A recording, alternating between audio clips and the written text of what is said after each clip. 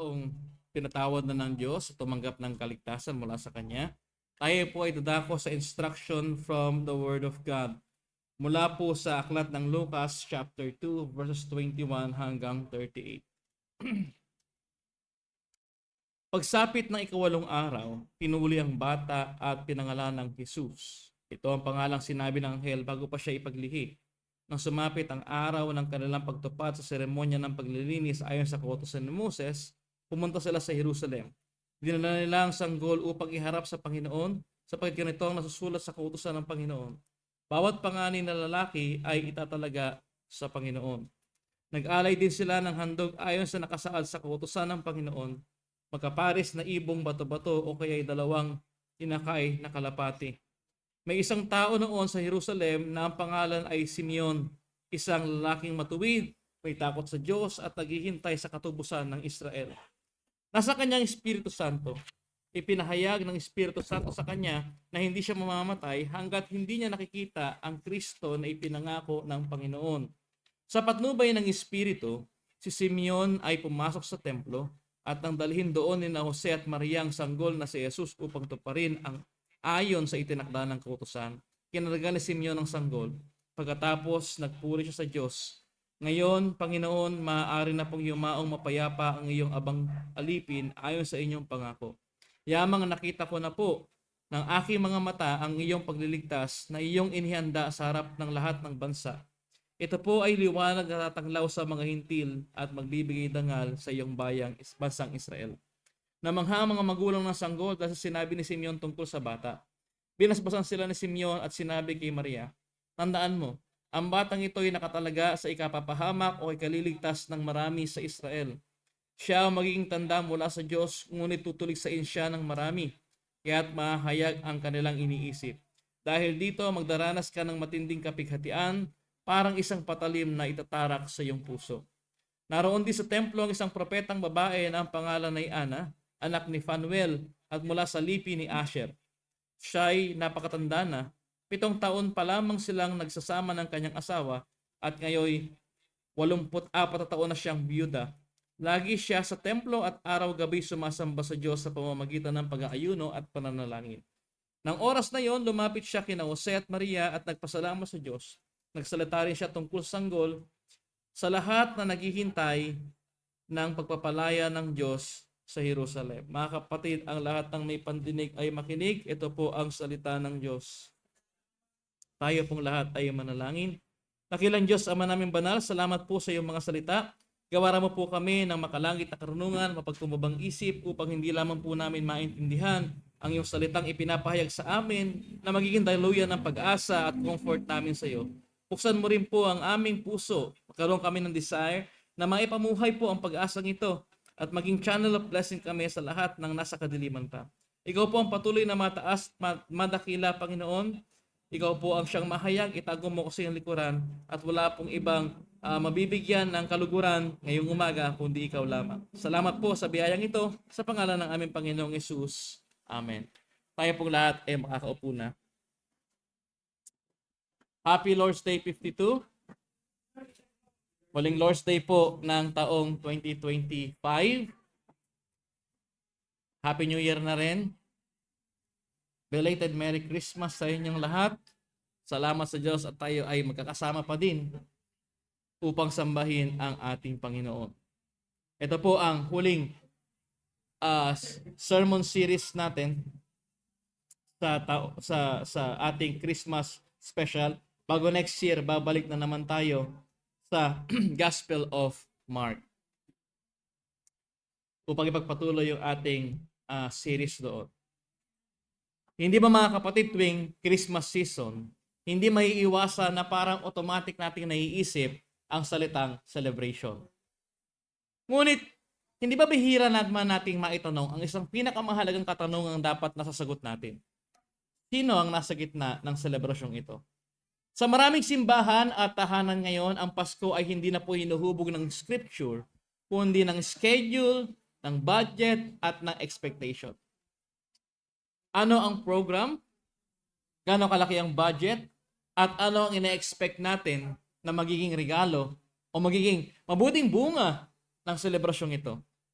Ito po ay naging sentimental na, kaya ginagamit bilang pahinga mula sa stress ng taon.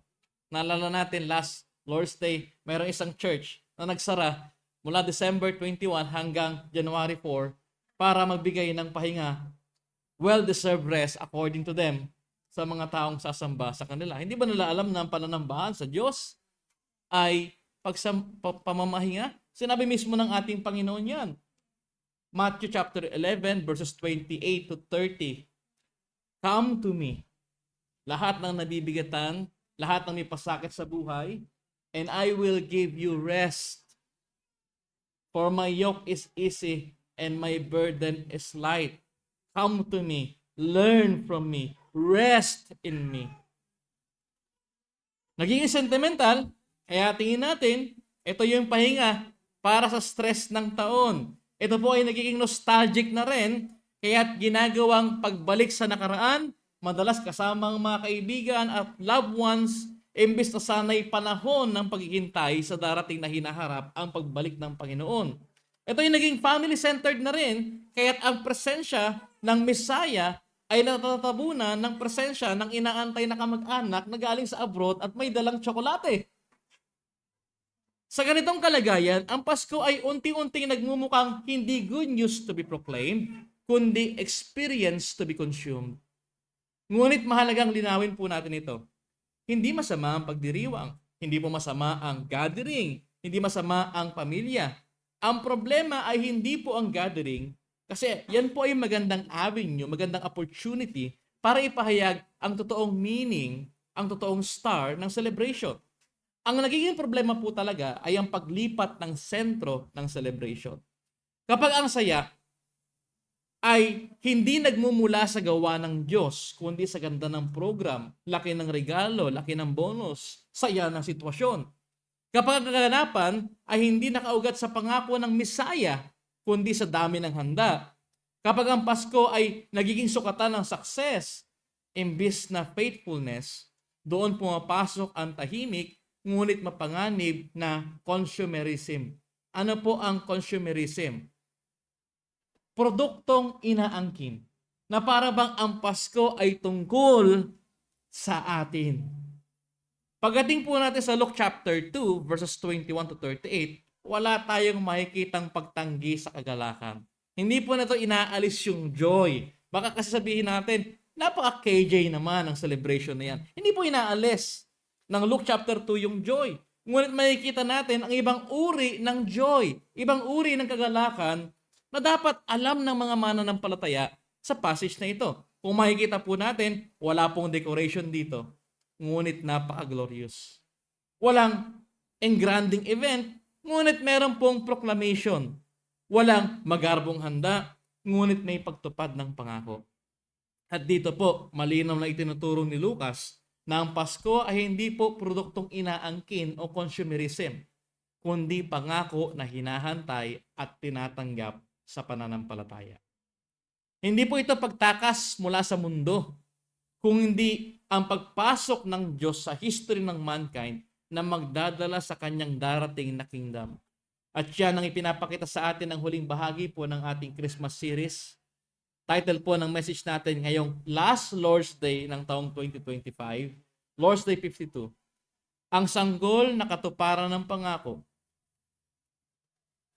Ang ipinangakong Kristo na tinatanggap sa pananampalataya. 3 puntos po. Una, ang Misaya na nagpasakop sa kautusan. Ito po ay laban sa moralistic at therapeutic Christianity. Alam mo ba natin ang moralistic at therapeutic Christianity? Pag-aaralan po natin yan ngayong umaga. Marami pong anyo ng Kristyanismo ngayon. Ngunit madalas, nauuwi po ito sa dalawang anyo, therapeutic at moralistic. At very visible po yan, lalo na sa ating bansa, na pinaniniwalaan ng marami na isang Christian-dominant country. Pero anong klaseng Christianity? Ang therapeutic Christianity po ay pananampalatayang ang pangunahing layunin ng Diyos ay paginhawahin ang pakiramdam mo. Ang problema ng tao ay hindi kasalanan kung hindi stress, at ang kaligtasan ay naipapantay sa pagiging panatag o masaya. Ang moralistic Christianity naman ay pananampalatayang ibinababa ang Christianity sa pagiging mabuting tao. Basta, maging mabuti ka. So ang pastoring sa kanila ay hindi shepherding, kundi coaching. Ang ebanghelyo ay naging listahan ng dapat gawin. Anong dapat gawin? Kailangan may gospel. O kailangan alam natin yung gospel. Si Jesus ay ehemplo lamang. At ang biyaya ay tila gantimpala sa maayos na pamumuhay. O kailangan magbigay ka, may seed of faith yan, at dyan nakasalalay ang blessing mo sa taong yan. Magkaiba man ang anyo, iisa ang ugat ng dalawang ito. Pareho po nilang inililipat ang sentro mula sa ginawa ng Diyos patungo sa ginagawa ng tao. Sa therapeutic Christianity po kasi, ang tanong ay, anong nararamdaman ko? Ang moralistic Christianity naman, ang tanong ay ganito, anong magagawa o nagagawa ko? Ito po ay Paskong walang law, Paskong walang krus, at Paskong walang inaantay. Ngunit ang Pasko po sa Biblia ay nagsimula sa dugo ng pagtutuli, nagpapatuloy sa luha ng isang ina, at nagtatapos sa krus ng Mesaya. Basahin po natin yung verses 21 to 24.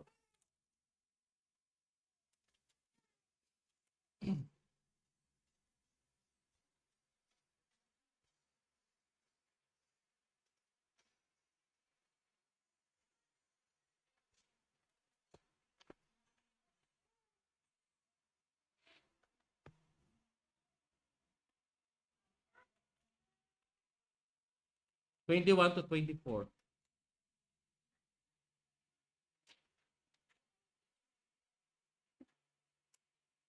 Pagsapit ng ikawalong araw, tinuli ang bata at pinangalanan ng Jesus. Ito ang pangalang sinabi ng anghel bago pa siya ipaglihi. Nang sumapit ang araw ng kanilang pagtupad sa seremonya ng paglilinis ayon sa kautusan ni Moses, pumunta sila sa Jerusalem. Dinala nila ang sanggol upang iharap sa Panginoon, sapagkat ganitong nasusulat sa kautusan ng Panginoon, bawat panganay na lalaki ay tatalaga sa Panginoon. Nag-alay din sila ng handog ayon sa nakasaad sa kautusan ng Panginoon, magkapari sa ibong bato-bato o kaya dalawang inakay na kalapati. Ito ba yung napapakita na hindi tama ang dalawang pananaw na sinasabi natin, therapeutic Christianity at moralistic Christianity? Dahil binabago nila ang problema ng tao. Pinapakita po natin na binabago nila yung problema ng tao. Kung ang feelings po ang problema ng tao, di comfort ang solusyon doon. Kung asal ang problema ng tao, di effort ang solusyon doon. Ngunit ayon po sa scripture, ang tunay na problema ng tao, na ugat ng lahat ng problema mo ngayon, anxiety mo ngayon, at pinagdadaanan mo ngayon, ay walang iba kundi ang kasalanan. At ang solusyon ay ang redemption. Kung ang Pasko mo ay hindi humahantong sa pagsisisi, kundi puro kasiyahan lamang, hindi po ito ang Pasko sa Biblia. Kung si Jesus mismo ay hindi hari, kung ang Jesus mo ay hindi ang hari ng buhay mo, siya ay hindi ang Kristo ng Scripture. Mga kapatid, ang Ebanghelyo po ay ito. Ano ang ginawa ng Diyos para sa makasalanan? Kuminsan po kasi nalilito tayo kung ano po yung gospel. So simulan po natin sa kung ano yung hindi gospel. Ano ba yung hindi gospel? Yung hindi po gospel ay repentance at good works. Ang repentance po ay magtutulak sa akin para hanapin kung ano ang pag-asa natin sa gospel. Ano po yung laman ng gospel? Anong ginawa ng Diyos kay Kristo para sa makasalanan? At ang good works po ay hindi rin ng gospel. Ito yung result ng gospel.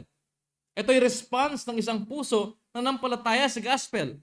Ito po ay pinakita mismo ni Lucas sa chapter 2, verses 21 to 24 na binasa natin kanina lamang. Ang sabi po sa verse 21, at nang maganap ang 8 araw upang siya'y tuliin. Yan po ang makikita natin sa verse 21.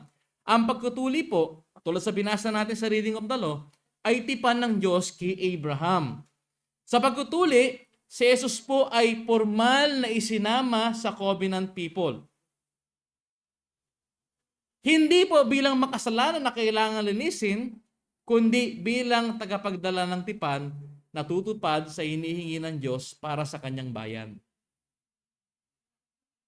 At bago pa po ipanganak ang sanggol, makikita po natin dyan sa verse 21, ipinakita agad ni Lucas na destined ng Panginoon sa gagawin niya, binigyan na siya ng pangalan agad bago pa siya ipaglihi. Kaya malinaw na ito po ay nagpapakita ng predetermined plan ng Diyos. Bakit siya nagbigay ng covenant kay Abraham na ganito ang gagawin? At sino ang katuparan talaga nito? Bakit po kailangan tuliin yung mga panganay, yung mga batang lalaki sa covenant family? Ano po bang pinapakita ng pagtutuli? Ang pinapakita po ng pagtutuli ay ito.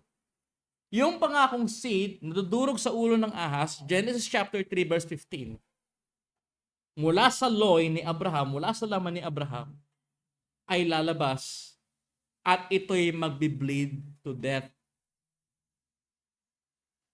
Kaya pala tinutuloy kasi yun yung propesiya. Ano mangyayari doon sa lalabas na seed? Magdurugo siya hanggang sa pamatay. So, ibig sabihin, ito po yung predetermined plan ng Diyos. Isinilansan ng Diyos sa pagdating ni Kristo ang kumpletong presentasyon at sentro ng lahat ng covenant. Look at verse 22. At nang maganap ang mga araw ng kanilang paglilinis ayon sa kautusan ni Moses. Binibigyan po ng diin ni Lucas ang salitang ayon sa kautusan. Hindi po aksidente ang pagsunod ni Mary and Joseph. Ito po ay obedient submission sa Torah. Leviticus chapter 12. Dinala si Jesus sa templo ng kanyang mga magulang, hindi po para siya'y linisin sapagkat siya'y malinis na at pinagmumulan ng kalinisan. Wala po siyang kasalanan. Ginawa ito upang ipahayag na ang Mesaya ay lumalakad sa ilalim o sa loob ng kautusan at hindi labas dito. Bakit po kailangan ang Panginoon ay sumunod sa lahat ng kautusan? Because lahat po tayo ay nag-fail sa kautusan. Paano tayo magiging miyembro ngayon ng True Israel? Paano tayo ngayon makakapasok sa Kingdom of God kung lahat pala tayo lumabag? Kung may gagawa nun para sa atin. At kung titingnan po natin yung verse 23, sabi po dyan, gaya ng nasusulat sa kautusan ng Panginoon. Ano po yung nasusulat na yon? Kung babalikan po natin yung pinagmumula ng tekstong ito po yung pag-alala sa panganay na nakaugat sa Exodus chapter 13. Lahat ng panganay ay sa Diyos. Alaala po yon ng pagtubos ng Diyos sa Israel mula sa Egypt. Naging slave sila sa Egypt. So, kapag inaala yung mga panganay, ito yung reminder sa kanila na tinubos sila ng Diyos mula sa Egypt. Pero ito po ay ironic at punong-puno ng kahulugan. Bakit po? Kasi makikita natin, ang tunay na manunubos ay dinala upang magmukhang tutubusin. Dinala siya na sa temple para mukha siyang tutubusin. Ang isa na magliligtas sa kanyang bayan ay pumasok muna sa sistema ng pagtubos sapagkat, bakit po? Siya ay magiging kapalit ng lahat ng panganay. Bakit kailangan niyang gawin yung mga hindi natin kayang gawin? Sapagkat siya yung magiging kapalit ng lahat ng panganay. Pastor, hindi ako panganay, pangalawa ako, bunso ako, and so on. Hindi po literal na panganay ang binabanggit natin. Pag sinabi po nating panganay ayon sa covenant ng Diyos, ang lahat ng may birthright. Sa kautusan po kasi ang may birthright lamang ay ang panganay. Di ba ito ang naging problema ni Esau? Binigay niya yung kanyang birthright kay Jacob kapalit ng pagkain. Gutom na kasi siya. So binigay niya yung birthright niya kahit siya yung panganay. So bakit lahat tayo na nananampalataya sa ating Panginoon ay masasabi nating may birthright? Pag may birthright po, siya yung may karapatan sa eternal kingdom. Ang lahat ng itinakda ng Diyos para sa Kanya. Ang lahat ng tagapagmana ng covenant ng Diyos. So dahil si Kristo yung panganay, siya yung kapalit ng lahat ng may birthright papasok sa eternal kingdom. Look at verse 24. At upang maghandog ng hain, isang pares ng bato-bato o dalawang batang kalapate. Sa kautusan po nila, pag ang isang babae ay nanganak, ituturing po itong marumi. Kapag yung anak niya ay lalaki, medyo marami lang siya. Pero pag anak niya ay babae din, sobrang dumi niya. So mas malaki yung offering kapag, o mas mabigat yung offering kapag babae yung anak. Pero ang inalay rito ay isang pares ng bato-bato o dalawang batang kalapati. Originally hindi po itong hinihingi. Ang hinihingi po ay mga cattles. Pero nagbigay ang provision ng Diyos, kapag walang kakayahan o mahirap yung pamilya, pwedeng bato-bato o dalawang kalapate. Kaya nagpapakita na ito ay hain ng isang mahirap. Leviticus chapter 12 verse 8. Hindi lamang po pinapakita ni Lucas ang kahirapan ng pamilya ni Jesus, kung hindi ang mismong prerogative ni Jesus na siyang pinakamataas sa kababaang loob ng Mesaya. Ikaw ang pinakamataas and yet you have the prerogative kung anong uri ng buhay ang pipiliin mo. Hindi po siya dumating bilang isang magarbong prinsipe o magarbong hari na ipapanganak sa palasyo, kung hindi isang simpleng tao na ipapanganak sa hindi normal na pagpanganakan sa isang sabsaban. Hindi po normal na doon ipapanganak ang isang tao. Kung maiisip natin ang hari ng langit ay pumasok sa kautusan, hindi mula sa itaas, kung hindi mula sa ibaba. Ano po pinapakita? Katulad po ng sinabi ng Hebreo chapter 2 at Hebreo chapter 4, nakikiisa sa mga walang-wala, sa mga walang pag-asa, upang tubusin ang mga walang kakayahang tubusin ang kanilang sarili. Kaya po sa verse 21 to 24, malinaw po ang larawan. Bakit po siya yung Messiah na sumunod sa kautusan? Si Jesus ay tinuli, inialay, ipinresenta, pinaghain ayon sa kautusan, mga bagay na hindi po natin kayang gawin sa murang edad o hindi rin naman kaya hindi ginawa ng ating mga magulang for us. At ang hindi pagsunod dito ay paglabag sa covenant ng Diyos, nalalaman man natin o hindi. Hindi siya isinilang bilang rebelde sa law. Siya ay dumating upang pawalang bisa ang curse ng law. Dumating siya bilang katuparan ng law. Ito po ay direktang hamon sa modernong Kristyanismo na nagkasabing grace lang at walang law. Hindi mahalaga ang doctrine basta mabait ka. Jesus saves kahit walang repentance. Ngunit ang tanong po ay ito, anong Jesus ang ganyan? Ang Jesus ba na nasa chapter 2 ng Lucas ay ganun? Hindi ang Jesus ng kasulatan ang ganyan. Sabi po ni Paul sa Galatians chapter 4 verse 4, ipinanganak si Jesus sa ilalim ng kautusan upang tubusin ang mga nasa ilalim ng kautusan. Tayo po ay nasa ilalim ng curse ng law dahil sa paglabag natin dito. Dalawa lang po ang pwedeng puntahan ng isang tao sa law, blessing or curse. At maliwanag po na lahat tayo ay may curse. Kung hindi sumunod si Kristo sa kautusan, walang righteousness na mai-impute sa atin. Bakit niya kailangang ipanganak?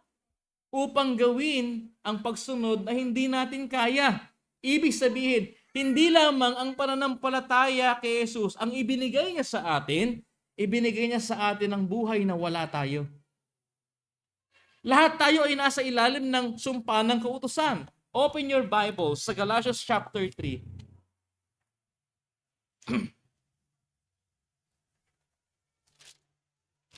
Galatia chapter 3 verse 10. Ang lahat na nagtitiwala sa pagsunod sa kautusan. Gusto mo maging mabait, sundin mo yung law. Pero pag nagtiwala ka dyan, anong meron?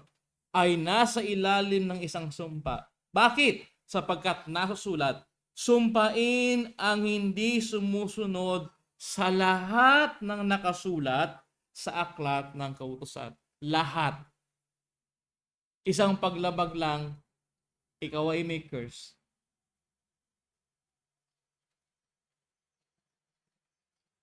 Dito po pinapakita na si Kristo ay ang naging sumpa kapalit natin. Verse 13. Tinubos tayo ni Kristo mula sa sumpa ng kautusan nang siya'y sumpa para sa atin, sapagkat nasusulat, isinumpa ang bawat binibitay sa punong kahoy. Hindi po isinilang si Kristo upang bigyan lamang tayo ng example na hindi naman natin kayang tularan, kundi upang gawin para sa atin ang hindi natin kayang gawin, ang perfect obedience. Ang Christianity po na ginagawang self-help lamang si Kristo ay hindi ang ebanghelyo. Ito po ay baptized legalism.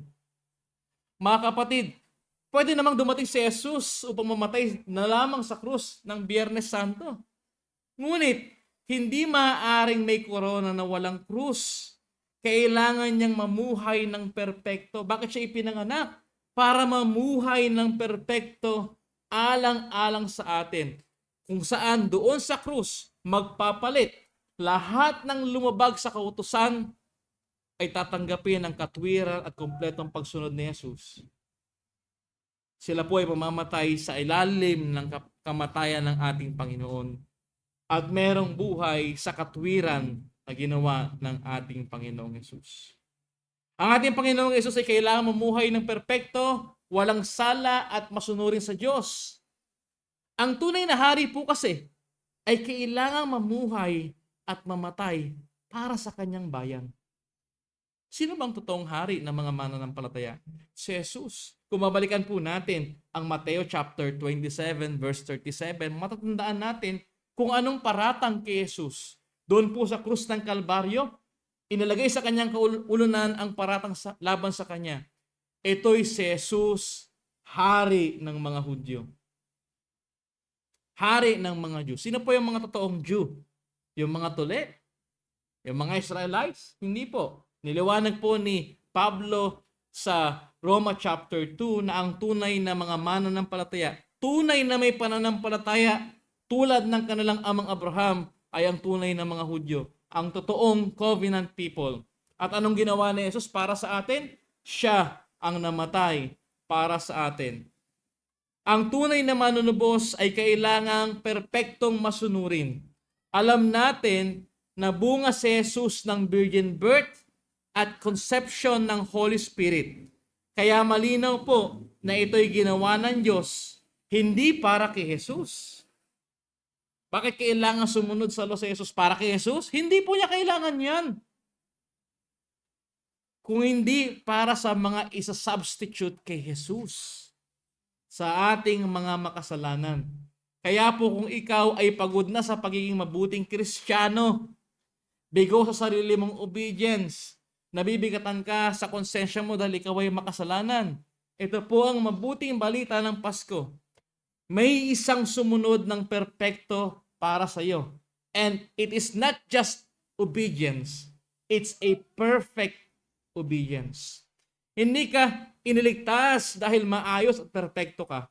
Iniligtas ka dahil masunurin at perpekto si Kristo na naging kapalit mo sa krus ng Kalbaryo. Pangalawang puntos po, ang Messiah bilang liwanag.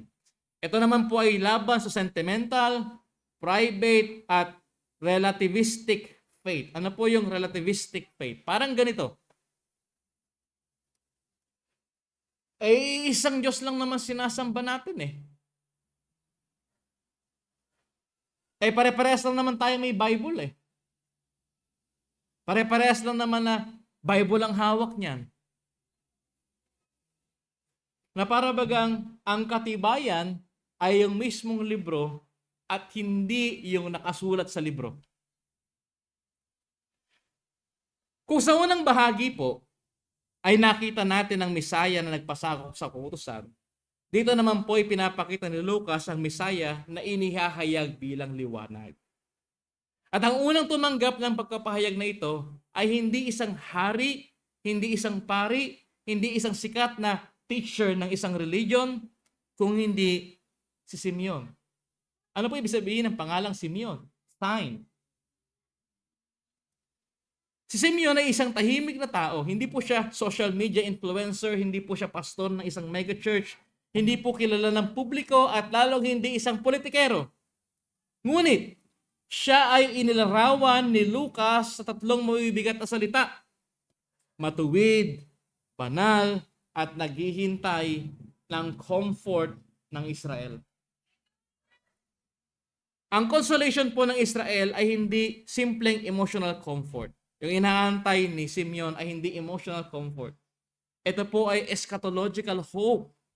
Ang pangakong mula sa mga propeta na darating ang Diyos upang wakasan ng kasalanan, pagkatapon at kamatayan. Alam ni Simeon kung ano talagang problema ng mankind. Alam ni Simeon kung ano talagang problema sa kanyang puso. Alam ni Simeon kung saan dapat talaga lumaya ang bayan ng Diyos. Si Simeon po ay hindi nag-aantay ng mas komportabling buhay. Hindi siya nag-aantay ng mas tahimik na mundo. Siya ay nag-aantay ng pagdating ng kaligtasan na magmumula sa Diyos mismo. At malinaw si Lucas po sa kanyang narrative at explanation, illustration kay Simeon. Ang Espiritu ay sumasa kanya. Hindi siya ginagabayan ng kanyang personal preference o hindi ng pangako ng Diyos. Mga kapatid, hindi ba sa ating panahon madalas nating marinig, faith is private. Religion is subjective. Basta may Jesus ka sa puso mo, okay na yan. Lahat naman ng relihiyon ay patungo sa Diyos.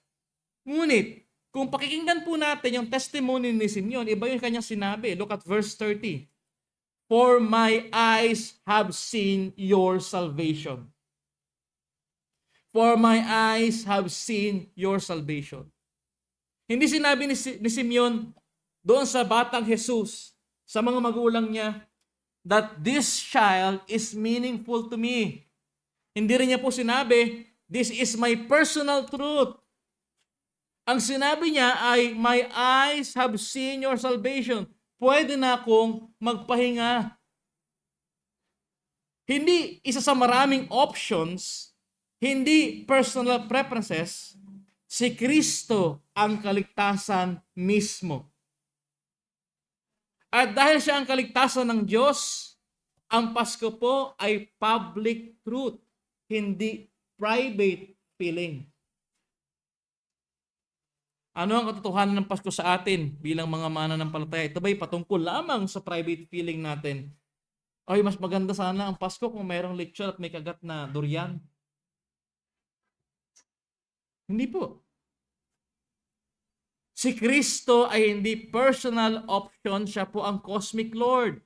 At ang kaligtasang ito ay hindi po itinatago, hindi po isinasara, hindi kinukulong sa loob ng Israel. Ito mismo ay sinabi ni Simeon sa verse 31 to 32, na iyong inihanda sa harap ng lahat ng bansa. Ito po ay liwanag na tatanglaw sa mga hintil, mga hindi Hudyo tulad natin, by flesh, by physical lineage, at magbibigay dangal sa inyong bansang Israel. Ito po ay katwirang katuparan. Ito po ay tuwirang katuparan ng pangako ng Diyos sa Old Testament. Isaiah chapter 42, kung saan pinapakita ang lingkod ng Diyos, si Jesus, bilang liwanag sa mga bansa. Isaiah chapter 49, nagpapakita na ang kaligtasan ng Diyos na umaabot hanggang sa dulo ng lupa. Meron siyang i-save. Ibig sabihin, ang Pasko ay hindi lamang po sentimental na event sa sabsaban. Ito po ay cosmic declaration. Ang liwanag ng Diyos ay pumasok sa madilim na mundo. Ang kaligtasan ay dumarating na ngayon. At mga kapatid, ang liwanag ay hindi lamang po nagbibigay sa atin ng ginhawa. Ang liwanag ay naglalantad din. Nilalantad po nito ang katotohanan tungkol sa Diyos at nilalantad din ito ang katotohanan tungkol sa puso ng tao. Kaya ang pananampalataya kay Kristo ay hindi po maaaring manatiling private. Hindi ito personal lifestyle choice. Ito po ay objective, public, at saving truth. Sa isang mundo po na puno ng takot, magulo, at hindi tiyak ang hinaharap. At malamang maraming pagod sa walang katapusang krisis at balita, ang kapayapaan ay hindi nagmumula sa katahimikan ng paligid, kung hindi sa katiyakan na ang liwanag ay dumating na at ang liwanag ay muli pa ding darating Itong dahilan kung bakit nasabi po ni Simeon sa verse 29, ngayon, Panginoon, maaari na pong yumaong mapayapa ang iyong abang alipin ayon sa iyong pangako. Ang hilig nating bumati kapag merong namatay, rest in peace. Ang totoong may rest in peace lamang ay ang mga mananampalataya. Paano siya magkakaroon ng rest in peace kung buong buhay niya nare-reject na si Jesus? Is it possible? Kapag ang isang tao po ay namatay at separated siya sa Diyos, siya ay separated from God for all eternity.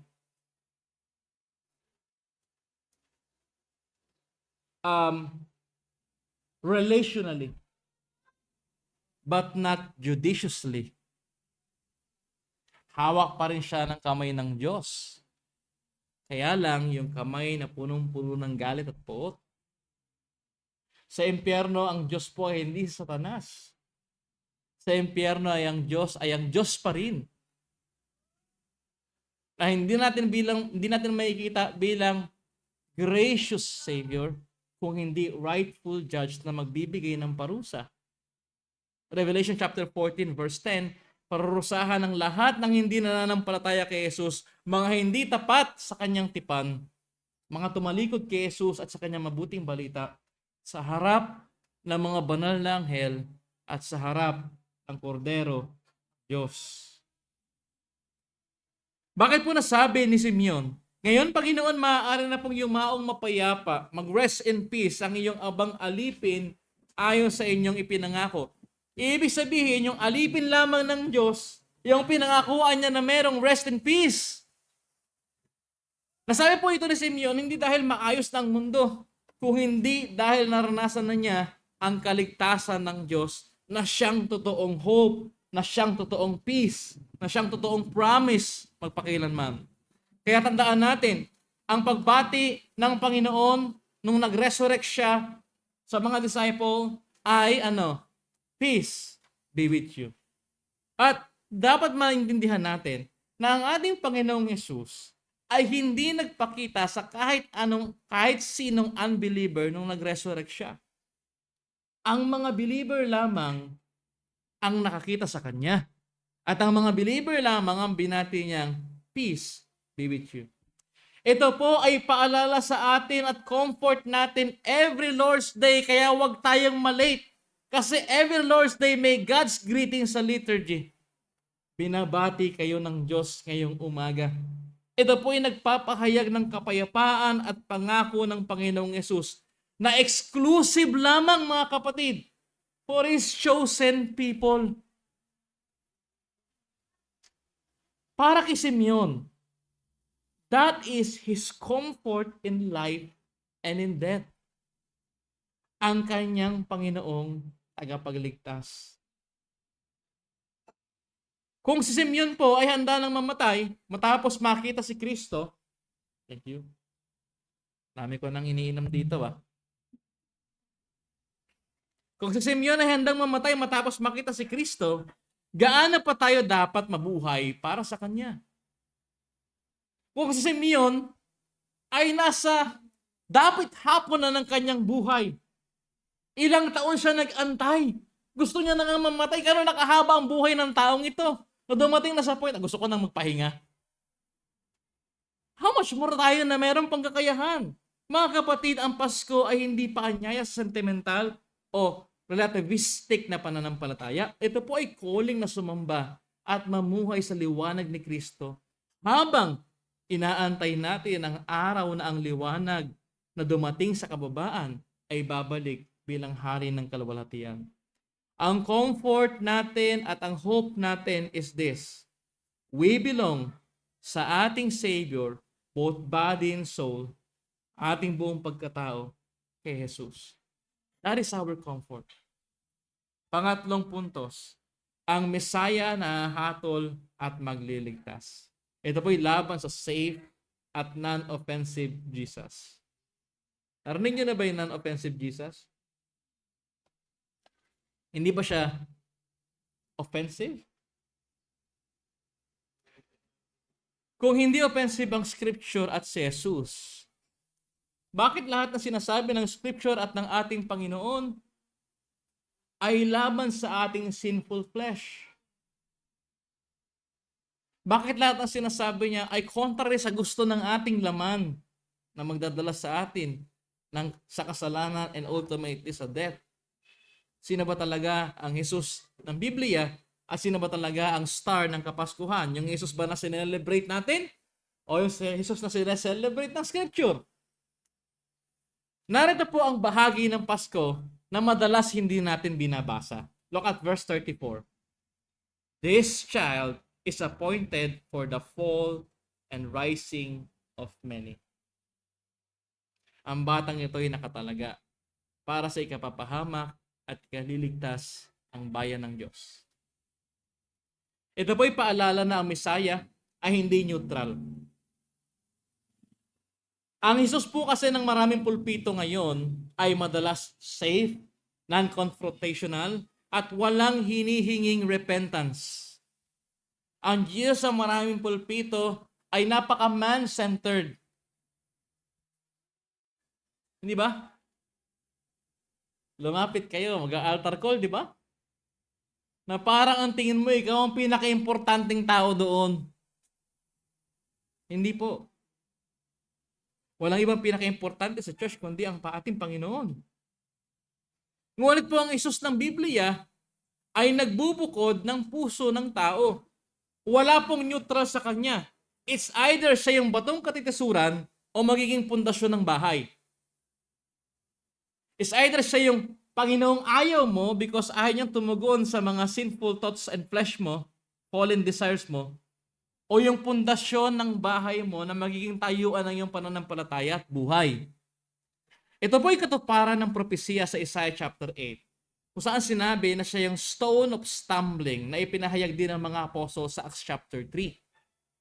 Sabi ng mga apostol sa Acts chapter 3 and 4, siya yung batong katitisuran. Siya yung batong tagapagtayo ng bahay pero inalis ng mga religious leader. So ano yung bahay na yun? Babagsak. At yung batong panulukan na yun ay magiging katitisuran ng mga taong legalist. Sa Isaiah chapter 53, yung binasa natin kanina, siya yung suffering servant. At may binanggit sa verse 35, a sword will pierce your own soul. A sword will pierce your own soul. Ang talata po ito ay kadalasang binabasa superficially bilang quote-unquote ang hirap ni Maria bilang ina. Ngunit po sa Continental Reform Exegesis, may tatlong mahalagang punto po ito. Una, ito po ay symbolic ng union ng Messiah at ng kanyang bayan. Ang sword ay metaphor ng suffering at division na dulot ng kaligtasan. Ihihiwalay po talaga yung save sa hindi save. So if you will understand bakit may broken relationship, bakit may broken marriages, may broken friendship, may FO na, ano yung FO, friends over na, that is because may division. Ihihiwalay ng Diyos yung kanyang ililigtas sa hindi save. At gagamitin naman ng Diyos yung sinave niya para abutin yung mga isa-save pa niya. Ipinapakita rin naman at some point si Maria bilang ina. Siya ay simbolo ng faithful Israel. Bakit? Ang kanyang puso ay masusugat sa pagsaksi sa krus ng kanyang anak. Alam natin yung narrative ng crucifixion ni Christ. Andun si John at saka yung tatlong Maria. Tama ba? Yes. Do we have an explicit account o mas kichismis lamang sa history na pinigilan ni Maria na mamatay si Jesus sa krus? Anong ginagawa niya doon?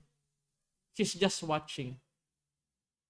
Kasi alam niya ganun yung mangyayari sa batang yun. Pero sinasabi ba natin hindi siya nasaktan? Of course, nasaktan siya. Naana yun eh. Hindi ba? And sa human perspective, papayag ka ba sa sinasabi ng salita ng Diyos para maintindihan natin Kung gaano katindi yung pag-ibig ng Diyos. So, payag ka ba sa ganitong measurement? Yung nag-iisang bugtong ng anak mo, kapalit ng mga taong laban sa'yo. Di ba ito yung sinasabi ng Romans chapter 5, verse 6, 7, 8? Why we're still hopeless. Nung tayo mahihina pa. Why we're still sinners. Christ died for us. Tayo yung kapalit. Pinakita ng Diyos yung kanyang pag-ibig sa paanong paraan.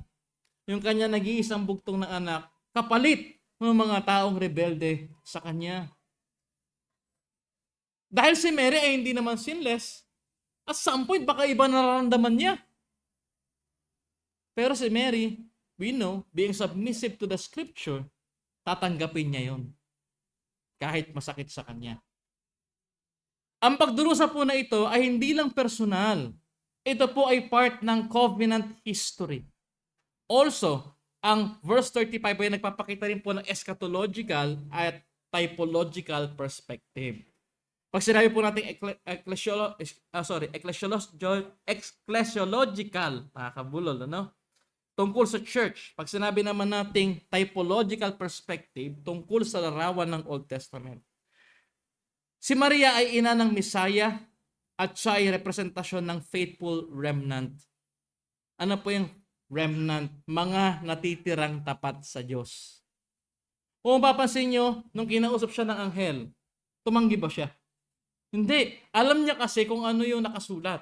At makikita natin, yung prayer niya ay derived sa prayer ni Anna sa 1 Samuel. Hindi ba? At yung prayer niya ay may kinalaman sa malaking bahagi ng Book of Psalms. Ngayon yun naman ang prayer niya bilang taong nag-aantay sa katubusan ng Panginoon. Hindi po totoo na wala siyang sin. In fact, sinabi niya na siya rin ay kailangang iligtas nung batang dinadala niya. So si Maria ay representasyon po ng faithful remnant. Mga taong nalalabi sa mundong punong-puno ng kasamaan na nag-aantay sa Panginoon. Ang prophecy po ay nagtuturo ng eschatological reality kung saan makikita natin ang kaligtasan ni Kristo o dulot ni Kristo ay magbibigay po ng falling and rising. Ang kaligtasan po ito ay hahatol at magliligtas sa mundo. Ang bawat tapat na mananampalataya ay makikilahok sa pattern ng obedience, suffering, at hope. Obedience, suffering, at hope. Tandaan niyo po yan. Kasama yun sa inyong paglago kung sinasabi niyo kasama kayo sa faithful remnants. Pero may practical significance po yan. Kung aalisin po natin ang Christian suffering, hindi po ito Christianism. Kaya po sa mga churches at sa mga sermon na nakikita natin at narinig natin na walang pagdurusa kay Jesus, that's not true. That's not the gospel. That's not the Christian living. That's not Christianity. Pastor, napaka-pessimist naman ito. Hindi po ito pessimism. Kasi ang pessimism, walang inaantay na pag-asa. Ang tawag po dito ay providential realism. Providential reality. Ang trials po kasi ay ang ginagamit ng Diyos para sa ating sanctification. Romans chapter 8 verse 28, Hebrews chapter 12 verse 7 to 11. Lahat ng suffering natin ay ginagamit ng Diyos para i-sanctify tayo. Ang sword ay hindi panakot kundi prophetic warning at preparation. Ang tunay na kaligtasan ay may krus. Sa pagkakataon pong ito, makikita natin ang kahalagahan ng pagpasok ng susunod na character sa story, sa narrative. Si Anna, ang babaeng propeta. Pastor, may babaeng propeta pala, akala ko wala. Hindi po siya tulad ng modernong self-styled prophetess na gumagawa ng sariling agenda at social media ministry na nakikita niya sa Facebook ngayon. Ay ibig sabihin po ng propeta rito, si Anna ay spirit-led, faithful, covenant-aligned, scripture-saturated tulad ni Maria na nanatili sa templo at naghihintay sa katuparan ng pangako ng Diyos. Ilang taon siyang kasal? Nung namatay yung kanyang asawa? 7 years pa lang patay na. Ilang years na siya ron na byuda? 84. At anong ginagawa niya nung nabiyuda siya? Dedicated siya sa gawain ng Panginoon. Kaya siya tinawag dyan na propeta. Ano po ba ang ibig sabihin ng propeta sa konteksto ni Lucas? Ito ba yung mga nagde-declare ng bagong propesiya? Hindi po. Sila po yung mga taong alam yung blessing and curse ng Old Testament, kaya binabalaan nila lahat ng tumatalikod sa Diyos na magsisi. Hindi ba mga propeta, isa sa mga office nila ay judicial prosecutor? Sabihin ng pagkakasala ng bayan. Hindi ko alam kung nakailang masters to, 84 years ka na nandun eh. Baka lahat ng subject sa theology natapos na ito. Kaya, no wonder kung bakit nasabi niya nung in-announce ni Simeon. Si Simeon yung led ng Holy Spirit, tama?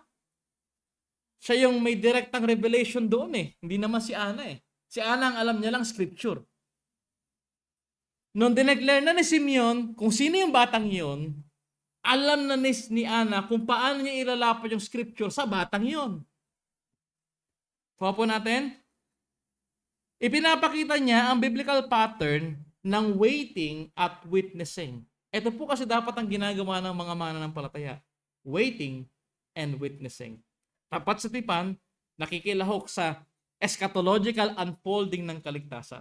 Di ba ganito yung mga mananampalataya? Every Lord's Day, nag-aantay tayo at naging faithful tayo sa eschatological. Pag sinabing eschatological, eschatos, last days. Ang last days po ay mula sa pag-akyat ng Panginoon sa langit hanggang sa kanyang muling pagparito.